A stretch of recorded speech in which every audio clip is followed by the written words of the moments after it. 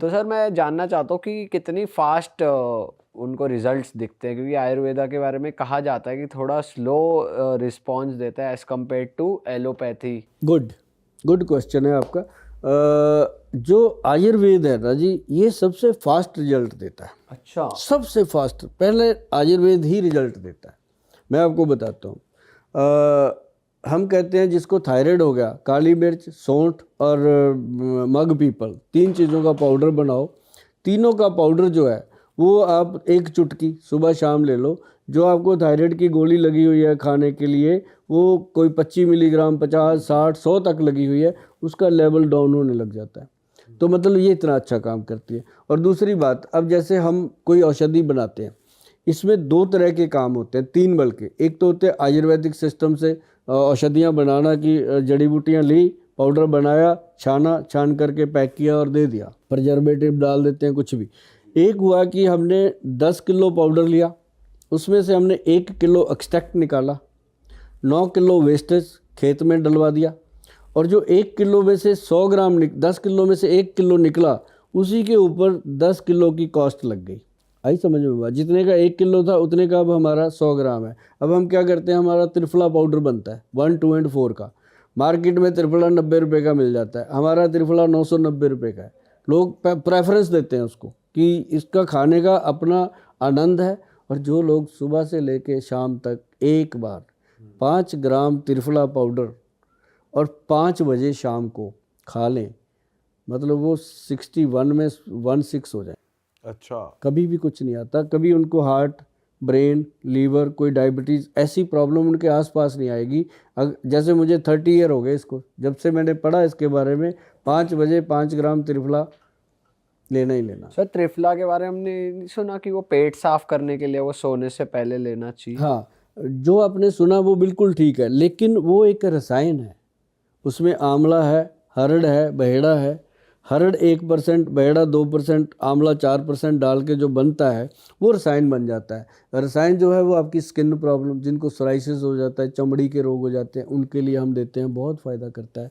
और जिनको पेट की बीमारियां हैं, बहुत सारी पेट से बीमारियां होती हैं, उनको हो जाता है, एसिडिटी है, जलन है, उनको ये सारी चीज़ें काम कर। सर ये जो आपने बताया त्रिफला, तो कोई सी बीमारी है, बट वो डिपेंड करता है कि कौन से स्टेज पे बंदा खा रहा है। या फिर अगर मान लो मालूम पड़ता है कि यार डायबिटीज़ है लेकिन बहुत ही ज़्यादा है, या बीपी की प्रॉब्लम है, शुगर है, एकदम आखिरी स्टेज चल रही है, अब तो दवाइयाँ खानी पड़ेंगी एलोपैथिक।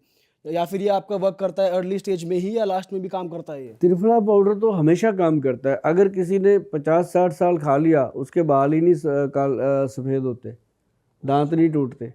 अब मेरे बाल देखो, मतलब नहीं है कोई साबित कर दे मेरे चंडीगढ़ के आसपास 60-70 किलोमीटर में भी कभी गोयल साहब ने आके डाई लगवाई हो, मतलब ही नहीं पैदा होता। और दूसरी बात यह है कि उसके साथ स्किन बूढ़ी नहीं होती, उसके साथ हड्डियां कमज़ोर नहीं होती, और कभी लैब में नहीं जाना पड़ता कि मेरे टेस्ट करवा दो। मेरी किसी भी लैब में जाके देख लो, कहीं गोयल साहब का रिकॉर्ड नहीं होगा इन्होंने कभी कोई टेस्ट कराया होगा। अच्छा, आप रेकमेंड ही नहीं करते कोई टेस्ट? मैंने आज तक नहीं किया जी। हमारे जितने भी क्लिनिक में पेशेंट आते हैं, कोई पेशेंट ये नहीं कह सकता कि गोयल साहब ने हमें MRI या कोई टेस्ट के लिए बोला। हमारे वैद्य हैं, नब्ज देखते हैं, बात कल्याण कर देते हैं उनका। सर जैसे कहा जाता है कि ट्यूमर या कैंसरस जैसी जो बीमारियां हैं, ये अगर लास्ट स्टेज पे होती है तो इनको रिकवर करने के लिए कोई दवाई आज तक बनी नहीं है, लोग मतलब अक्सर नहीं कर पाते हैं, तो आयुर्वेद में है? मैं ना आपको एक चीज़ बताता हूँ, जो कैंसर की बात है। अब कैंसर कारक आयुर्वेद में बहुत कुछ है। जैसे कि मान लो गिलोय है, गिलोय जो है वो चाहे किसी भी स्टेज का कैंसर हो, उसमें वो ऐड किया जा सकता है। जो दवाइयाँ चल रही हैं डॉक्टरों की, उसमें उसको ऐड कर दो, बहुत सपोर्ट करता है। सर कभी कभार ऐसे केस आता है, डॉक्टर बोलते हैं नहीं नहीं मेरी दवाइयाँ चलने दो, तुम कुछ एड ऑन्स मत करो, अलग से मत चलाओ, अपना कहीं और इलाज मत करवाओ, फिर वहाँ पे पेशेंट बेचारा परेशान। हाँ, पेशेंट की परेशानी वो है, लेकिन जैसे कहते हैं ना, नचण वाले दी अड्डी ना रहंदी, गाण वाले दा मुँह। असी बोलते रहते हैं, जो हमारी बातचीत है वो हम करते रहते हैं। ऐसी बात नहीं है, जिसके घर में मरीज़ पड़ा है उसको सब समझ होती है कि हमारे साथ कौन क्या कर रहा है, वैद्य क्या कर रहे हैं, डॉक्टर क्या कर रहे हैं, पड़ोसी क्या कर रहे हैं, रिश्तेदार क्या कर रहे हैं, सब उसको पता होता है। तो वो जो उसको ठीक लगता है वो करता है। जैसे हम बताते हैं कि व्हीट ग्रास का पाउडर है, व्हीट ग्रास का, कणक के जवारे का पाउडर जो होता है वो आप उसको दीजिए। और ये चीज़ें फूड है, ये कोई ऐसा तो है नहीं कि कोई मेडिसिन है। गलोए का एक्सट्रैक्ट है वो फूड है, कोई ऐसा है ही नहीं कि कोई मेडिसिन है। लेकिन हम एक चीज़ बोलते हैं उनको कि इसके अंदर जो बजर भस्म होती है, बजर क्या है? हीरे की भस्म, प्योर काम करती है। हीरे की भस्म, पन्ने की भस्म, गोल्ड की भस्म, चांदी की भस्म, ये सब डलती है। आप कभी सर्च करना गूगल पे, आप जाना, अच्छी बात है, आप लोगों को अवेयर करना कि उसके अंदर आप सर्च करोगे कैंसर गज केसरी रस, कैंसर गज केसरी रस। ये आयुर्वेद में 5000 साल पुराने ग्रंथों में लिखा हुआ है। इट मीन्स उस समय भी होता था ये प्रॉब्लम, आज कोई नया नहीं है।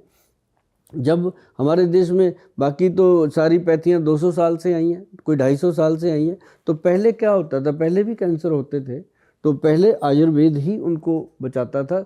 लोगों के पास कोई ऑप्शन नहीं होता था, इसलिए लोग वैद्य पास ही जाते थे और वैद्य उनको ठीक कर लेते थे। अब क्या है? अब किसी को छींक भी आ जाए ना तो 10 रिश्तेदारों को फ़ोन करता है, डॉक्टर की अपॉइंटमेंट नहीं मिल रही, 3 दिन से कोल्ड हो रहा है। तो क्या हो गया यार? कोल्ड हो गया है ना, थोड़ा सा सीतोपलादी चूर्ण लो, शहद में मिलाओ, चाट लो, ज़्यादा नहीं कुछ मिलता काली मिर्च और सौंठ मिला के चाट लो, छींकें बंद हो जाएंगी। लेकिन नहीं करते वो लोग, उनको ये चाहिए कि हमें तो अब डरा हुआ पेशेंट जो होता है उसको, अब देखो कीमो पहले होती नहीं थी, कहाँ होती थी कीमो? कैंसर तो लोगों को होते थे, नहीं होती थी कीमो। तो लेकिन ये है कि अब इतने बड़े बड़े हॉस्पिटल हैं, उनके खर्चे बहुत हैं, तो वो भी होते हो गए हैं। तो भगवान भी वैसे ही लोगों को बीमारियां हो रही हैं, पता नहीं क्या हो रहा है, भगवान जाने। लेकिन आयुर्वेद में इन चीज़ों का बहुत बढ़िया इलाज है।